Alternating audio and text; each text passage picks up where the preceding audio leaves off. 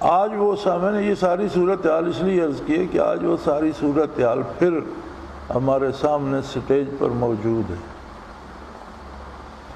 اسلام کے نام پر چندے جمع کر کے عیش کرنے والے لوگ بھی موجود ہیں،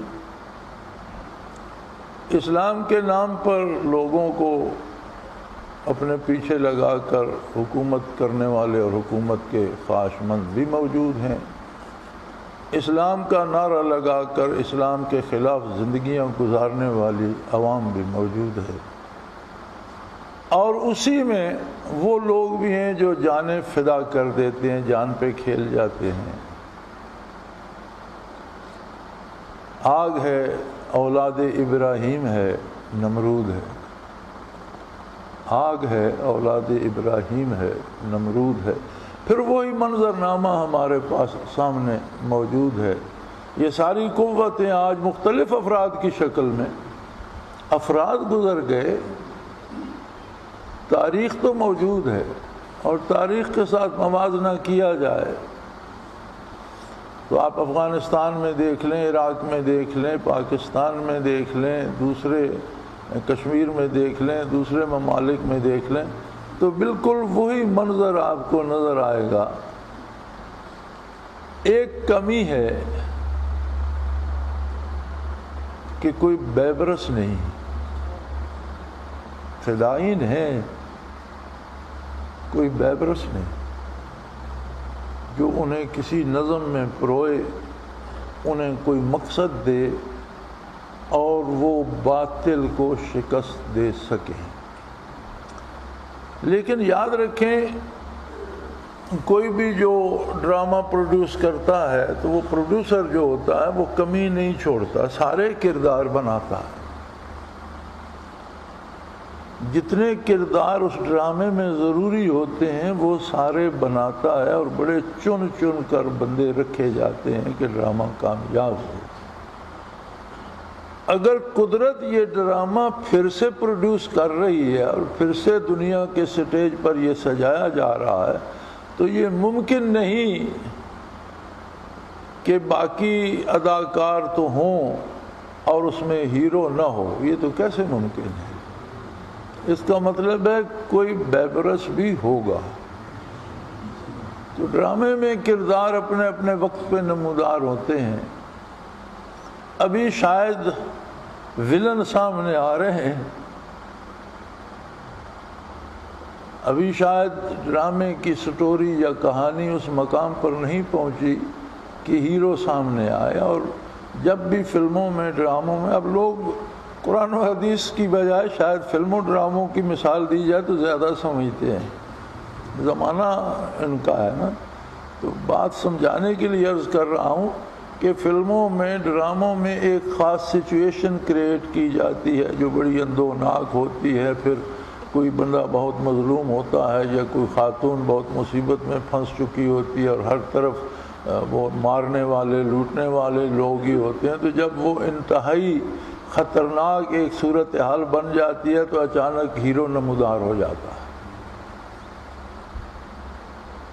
تو میرے خیال میں یہ جو ڈرامہ سٹیج ہو رہا ہے اس میں تاتاری موجود ہیں، حسن بن صبا خدائی دعویٰ کرنے والا اور اس کے فدائین موجود ہیں، وہ مخلوق موجود ہے جن کی بچیاں اغوا کی جا رہی ہیں، جن کے بیٹے قتل کیے جا رہے ہیں، جن کے گھر اجاڑے جا رہے ہیں، اور جن پر ظلم کا بازار گرم ہے، وہ بھی موجود ہیں۔ اب صورتحال شاید ابھی اس حد تک نہیں پہنچی جہاں کوئی ہیرو بھی ظاہر ہوگا۔ ظاہر ہے اگر ہلاکو ہے، حسن بن صبا ہے، تو بیبرس بھی ہوگا، اس کے بغیر تو ڈرامہ مکمل نہیں ہوتا۔ لیکن وہ کب ہوگا؟ اب یہ جو ڈرامہ دکھا رہا ہے، جس نے ڈرامہ سٹیج کیا ہے، جس نے ڈرامہ لکھا ہے، جس نے ڈرامے کے کردار بنائے ہیں اور جو اسے دنیا کے سٹیج پہ پروڈیوس کر رہا ہے، وہ خود ہی بہتر جانتا ہے کہ اس نے بیبرس کو کہاں چھپا رکھا ہے اور کب ظاہر کرے گا۔ لیکن یہ بات یقینی ہے کہ سلطان بیبرس بھی ظاہر ہوگا۔ ورنہ تو ڈرامہ مکمل نہیں ہوتا، سارا کھیل ادھورا رہ جاتا ہے۔ اللہ کریم کوئی ایسا بندہ بھی ضرور پیدا کریں گے جو ان فدائین کو ضائع ہونے سے بچا کر انہیں منظم کرے گا، اور یہ برائی کے خلاف لڑیں گے، کسی فرد کے خلاف نہیں۔ اسلام کسی فرد کسی ذات سے تعرض نہیں کرتا، اسلام کی جنگ جہالت سے ہے۔ یہ بھی بڑی عجیب بات ہے، ہمیں یہ ذہن نشین کرا دیا گیا کہ اسلام کفر کے مقابل ہے۔ اسلام کفر کے مقابل نہیں ہے۔ کفر جو ہے یہ پھل ہے، اصل بات جہالت ہے، اللہ کی عظمت سے ناآشنائی، اس کے پیغمبر صلی اللہ علیہ وسلم کی عظمت اور صداقت سے ناآشنائی۔ اصل مرض جہالت ہے، اسلام علم ہے، نور ہے، جہالت تاریکی ہے، ظلمت ہے۔ یہ نور اور ظلمت کا مقابلہ ہے، اسلام جہالت کے مقابلے میں علم عطا کرتا ہے۔ کفر شرک یہ جہالت پر پھل لگتے ہیں۔ جب اللہ کی عظمت سے کوئی ناآشنا ہوتا ہے، صداقت رسالت سے، کتاب اللہ کی صداقت سے بے بہرا ہوتا ہے، تو یہ جہالت اسے کفر و شرک تک لے جاتی ہے۔ اصل جو ہے، جڑ جو ہے کفر و شرک کی یا برائی کی یا ظلم کی، یہ جہالت ہے، اور اسلام نور ہے، اور اسلام علم ہے۔ ایک عام آدمی کو آپ کسی چرواہے سے پوچھ لیں جسے لکھنا پڑھنا نہیں آتا، وہ یہ جانتا ہے کہ مجھے اللہ نے پیدا کیا ہے، میں عالم امر سے میری روح آئی ہے، مجھے مرنا ہے، مجھے برزخ میں جانا ہے، پھر قیامت قائم ہوگی، محاسبہ ہوگا، نیکی بدی کا حساب ہوگا، اس کے بعد جنت دوزخ ہے۔ تو کون سا سائنسدان ہے جو اپنی سائنس سے یہ حقیقتیں جانتا ہو؟ اسلام نے ہر مومن کو وہ علوم عطا کر دی ہیں جو دنیاوی بڑے سے بڑے فاضل کے پاس نہیں ہے۔ لکھنا پڑھنا جاننا علم نہیں ہے، علم جاننے کا نام ہے۔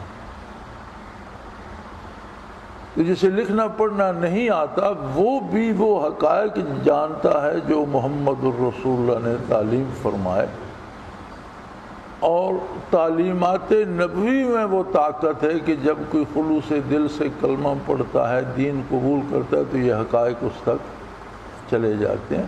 آپ موسیٰ علیہ السلام کے جادوگروں کو دیکھیے کہ وہ میدان